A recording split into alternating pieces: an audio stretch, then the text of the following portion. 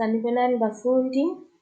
Indaba esizoyifunda namhlanje ithi Impisi Nenyanga. We are reading a story about a hyena and the moon. Kwasukasukela, Cosi. Ngolunye usuku impisi yathola ithambo elihle, yalibamba yahamba nalo, iliphethe ngomlomo, icabanga ukuthi izolidla ekhaya. Isesendleleni yabona inyanga emanzini. Phela inyanga iphumile, unyezi muhle, amanzi acwebile. So one day a hyena found a beautiful bone. He took it and he wanted to go home and eat it there. While he was on the way, he saw the moon on water. He passed by the water and he saw the moon. And we are told that it was a very clear night that day. There was moonlight. Unyezi is moonlight. And the water was very clear. Impisi yalahla ithambo layo ngesikhathi ibona inyanga emanzini. Yafisa kakhulu ukuthatha inyanga. Yayicabanga ukuthi inyanga emhlophe, inyama emhlophe enamafutha. So the hyena wanted to catch the moon because he thought that it was a big piece of meat that was full of fat. Yangena impisi emanzini, yabheka kodwa yangathola lutho, amanzi adungeka. So he dived into the water. He couldn't see anything. Now the water got dirty. Impisi yabuyela emuva.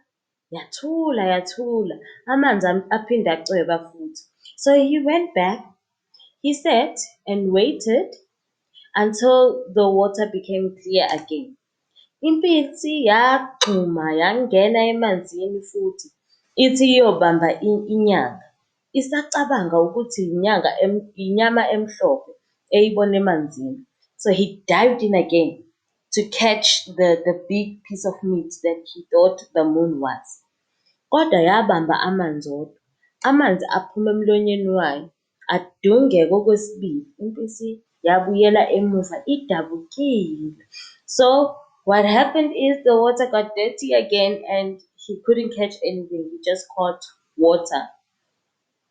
Ngesikhathi impisi yayisemanzini, yaqhamuka enye impisi, yabona lelo thambo, yalithatha. So while the hyena was busy with catching the moon, trying to catch the moon, another hyena came and took the bone that he had put aside. He went away. Impisi yokuqala yayilibele ukuzama ukubamba inyanga emanzini, kwaze kwasa ilokhu izama inyanga. Inyanga yanyamalala ngokukhanya kwelanga. Impisi yadika ibala. So what happened is that this hyena kept on trying and trying to catch the moon. However, he couldn't catch the moon until it was morning and sun came out, the moon disappeared. So he was very sad. Njalo ebusuku yayilokhu iya emanzini icabanga ukuthi izokwazi ukuthatha inyanga lena eyayicabanga ukuthi inyama enkulu enamafutha. But then he never gave up.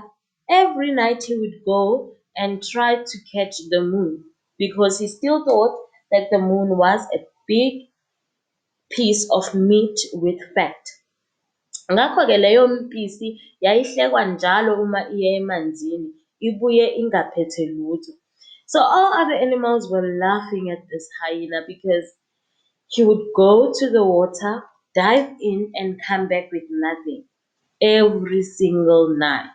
Yingakho uma umuntu ehlekwa kuthiwa unjengempisi, yona yalahla ithambo, yabamba ize ngokubona inyanga emanzini.